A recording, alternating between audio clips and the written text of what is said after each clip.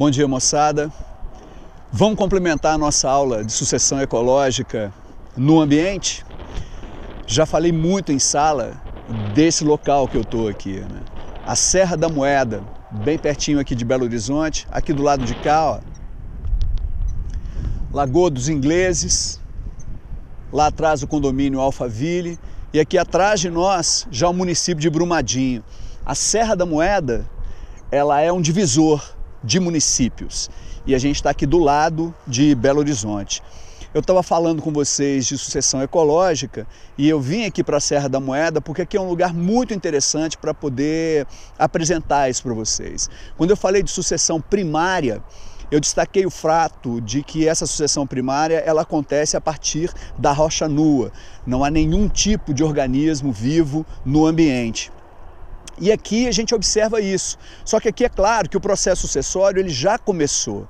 Você vai perceber, eu vou te mostrar agora mesmo aqui, quais seriam ou quais são os organismos que diante dessa situação de adversidade, ou seja, recurso nenhum disponível ainda, ele consegue chegar e colonizar esse ambiente. É claro que isso é missão para organismos muito especiais, né? Ou não um organismo especial, mas uma dupla de organismos especiais, né? Alga e fungo. Então já deve estar lembrando do que a gente já conversou a respeito, né? Nós estamos falando de líquens. A associação ecológica, né, o mutualismo que se estabelece entre alga e fungo, ele é extremamente importante porque dá a esses dois organismos a capacidade de vir parar num ambiente como esse, completamente inóspito, sobre rocha, e mesmo assim se fixar e se desenvolver. E a partir dessa colonização desses líquens, inicia-se um processo de sucessão bastante interessante, obviamente muito lento, mas muito interessante. O líquen, ele se fixa sobre a rocha e ele produz uma substância chamada ácido liquênico. Esse ácido liquênico, ele é capaz de desagregar a rocha. Ele vai meio que corroendo essa rocha. E o resultado dessa corrosão, né, à medida em que essa rocha vai se desagregando, ela vai se misturando à poeira e vai formando uma pequena camada de solo.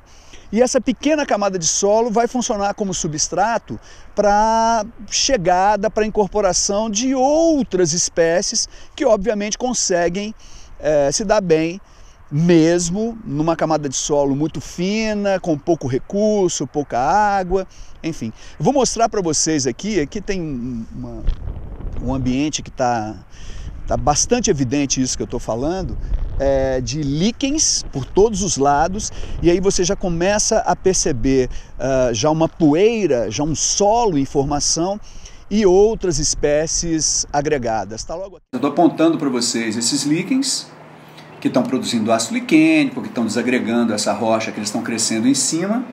E então, à medida em que essas espécies mais existentes, elas vão ali fazendo parte dessa primeira, né, dessa comunidade de pioneiros, elas vão favorecendo essa modificação do ambiente, essa desagregação da rocha e a formação do solo, e outras espécies vão surgindo.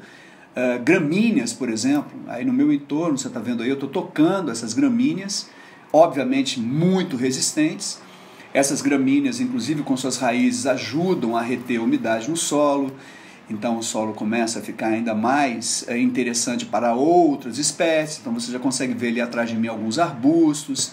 Enfim, o filme vai acontecendo, as condições do solo vão se tornando menos desfavoráveis e as espécies elas vão se agregando pouco a pouco nesse processo de sucessão. São comunidade pioneira. São aquelas populações, é o conjunto das populações que se estabelecem no ecossistema no início do processo de sucessão. E quase que via de regra, quem vai rolar essa bola são os líquens. Vem um colega aí fazendo um voo que a gente chama de voo de lift, aproveitando a sustentação do vento da montanha, tá aí, ó.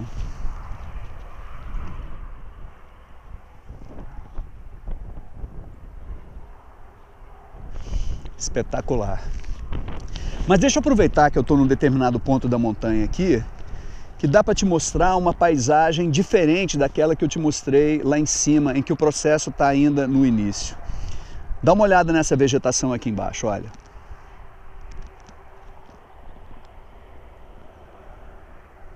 E aqui para cima.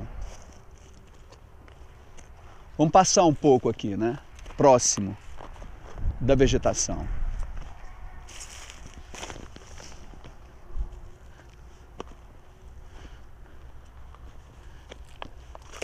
Você consegue observar que a paisagem ela é outra, né?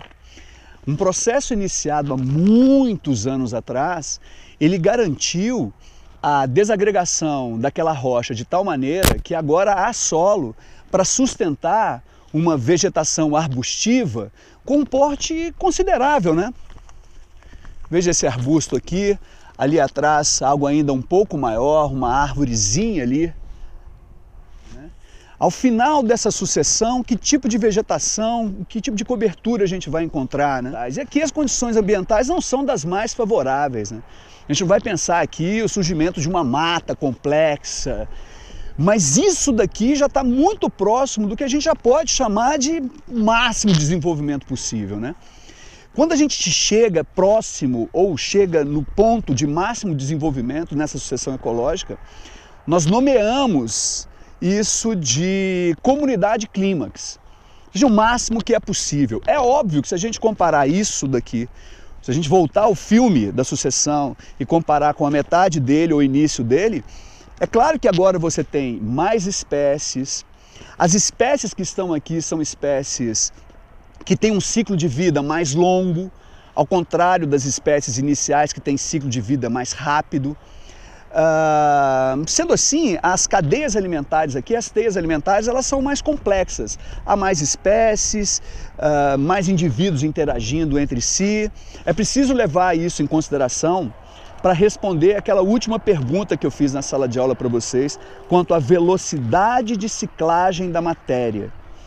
Né? Você leva em consideração um elemento tipo um carbono, nitrogênio, fósforo, cálcio. Quando um elemento desse entra na cadeia através de um produtor, sendo absorvido do ambiente, quanto tempo esse elemento vai demorar para sair dessa cadeia de alimentação e retornar ao ambiente? Será que isso é mais rápido no início da sucessão ou no final da sucessão? Então uma comparação que você tem que fazer é essa. O que eu tenho no início da sucessão quanto a número de espécies, tamanho das cadeias, tamanho do ciclo de vida dos organismos. E o que eu tenho agora no final, né? Ela aumentaria ao longo da sucessão ou diminuiria ao longo da sucessão? Para ter essa resposta é preciso levar em consideração isso que eu te falei.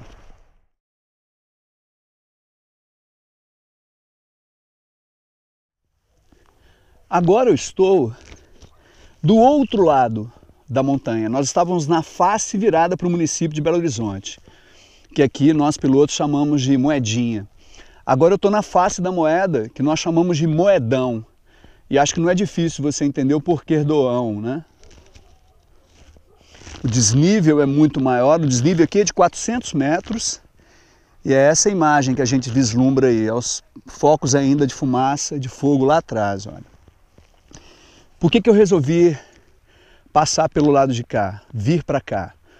Porque aqui eu tenho certeza que houve incêndio há algum tempo atrás. Eu acho que o último incêndio aqui nessa área foi há uns 4 anos, 3, 4 anos. Foi um incêndio forte aqui nessa área.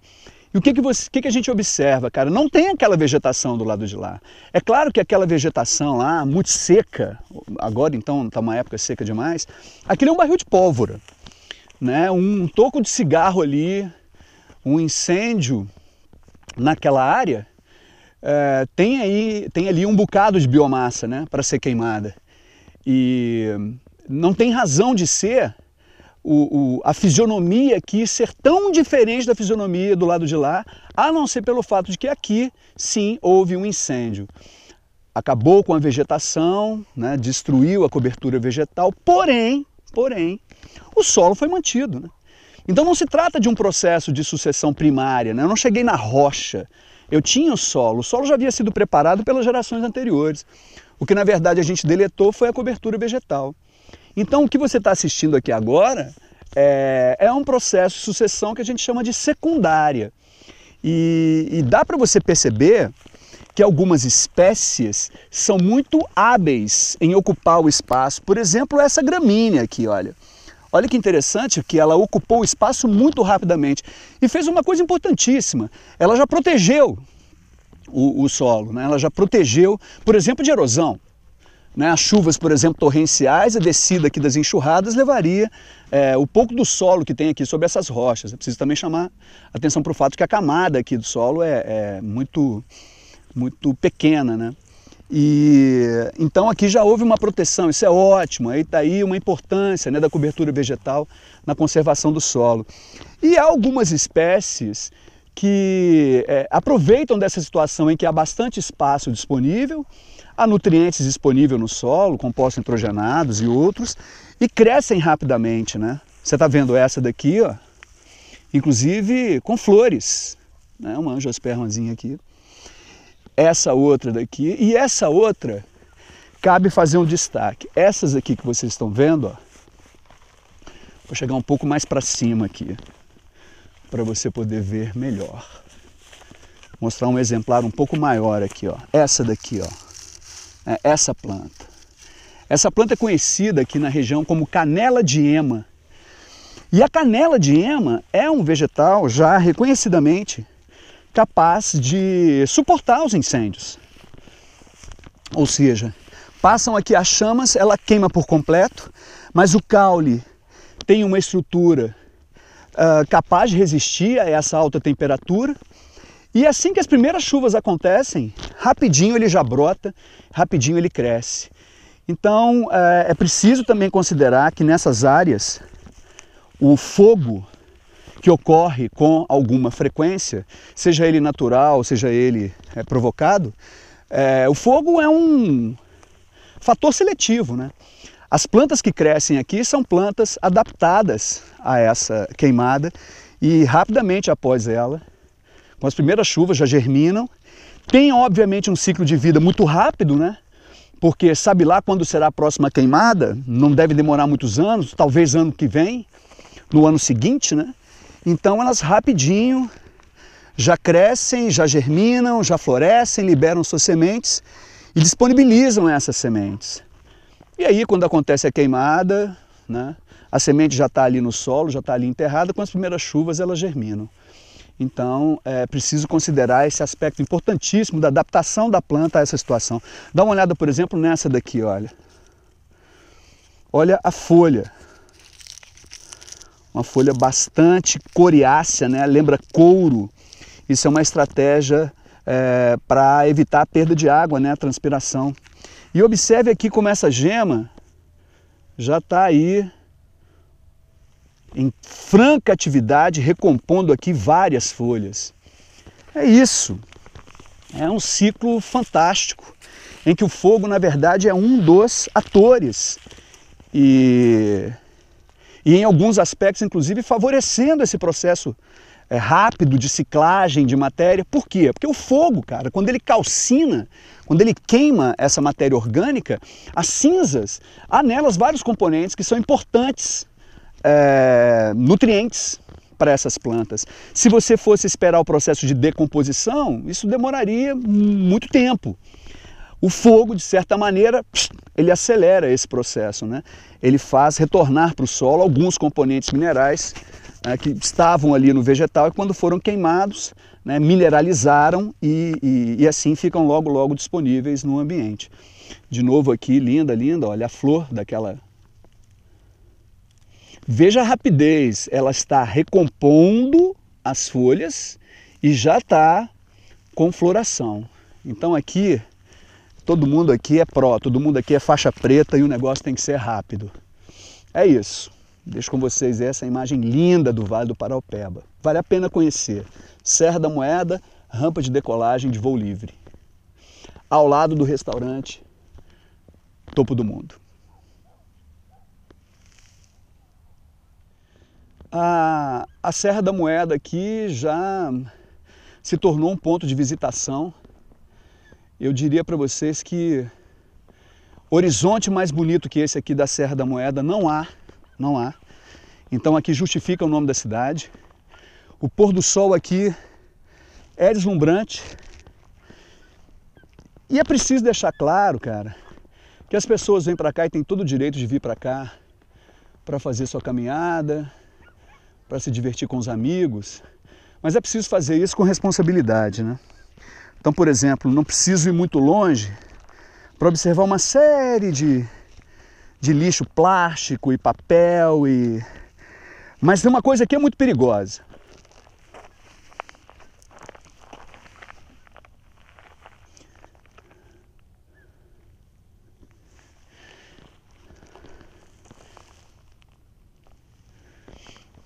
É tenso, né? Quer dizer, um cigarrinho desse, nesse barril de pólvora, não demora muito e você tem aí um incêndio de grande proporção. E nota 0, né, para um babaca que faz isso, né? Nota 0. Tá precisando aprender. Vamos seguir. Eu sugiro esse caminho que a gente está fazendo aqui agora como um passeio para vocês, assim, sabe? Alguns dias antes do Enem, para dar uma desopilada, poder respirar fundo, encher o sangue de oxigênio, abrir a mente, saca? Relaxar. Sugiro aqui essa caminhada, ela é muito boa, você faz ela pela crista da Serra da Moeda, saindo aqui da rampa, indo ali até próximo do município de Moeda. Vale muito a pena. Resolvi parar aqui para poder mostrar para vocês a extensão da Serra da Moeda, a cordilheira, que é simplesmente maravilhosa. Olha para lá. Há alguns minutos atrás, eu alertei para o descaso, pela falta de educação, né, de alguns caminhantes aqui, quando jogam lixo, principalmente guimba de cigarro. Mas toda moeda tem seus dois lados, né? Em contrapartida, olha o que eu encontrei aqui, ó. Esses saquinhos plásticos, para você ter uma ideia, tem cocô de cachorro, porque muita gente costuma caminhar com seus cachorrinhos por aqui. Então essa pessoa civilizada recolheu as fezes do cachorrinho, colocou num saquinho plástico, vai fazer a trilha e quando voltar vai pegar o saquinho plástico e vai levar o lixo do cachorro para a cidade. Tá vendo aí, ó? O Totó sabe das coisas, velho. Então é isso que tem que ser feito, sacou? Achei muito bacana. Olha a galera que tá vindo ali. A gente usa, até as sacolas são biodegradáveis. Que barato. Mas como nem todas são, aí a gente recolhe, né, põe nos cantinhos e depois na volta a gente põe no lixo, lá no final da trilha. Lá no Bacana demais. Bom, como o microfone... Valeu, parabéns aí pela iniciativa. Como o microfone está comigo, eu não sei se vocês ouviram. Ela disse ali, faz parte aqui de uma turma que está levando aí os seus pets para passear. Ela disse que alguns dos saquinhos, algumas das embalagens são biodegradáveis. Então, pô, né? Toda moeda tem seus dois lados e vamos aplaudir a iniciativa dessa galera, né?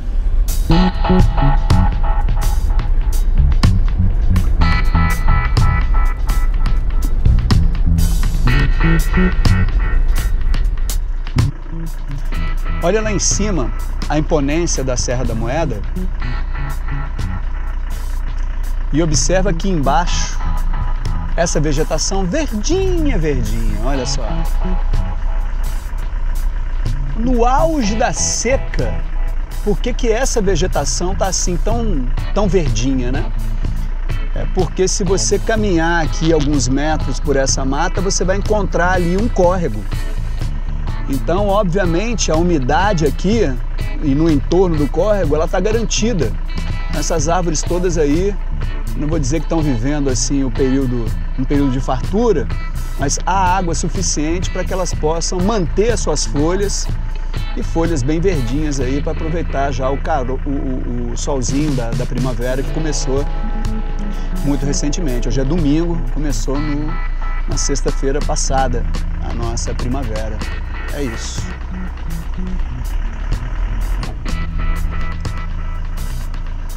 Tá aí o riozinho que eu comentei.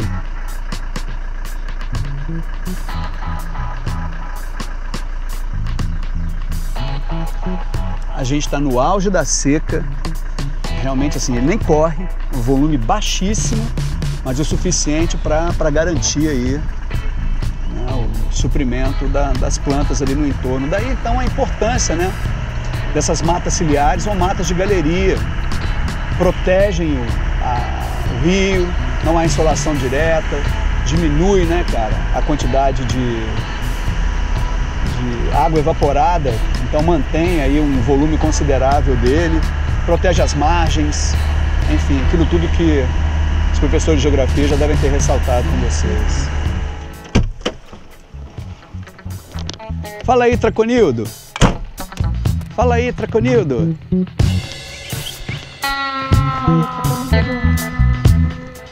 Traconildo!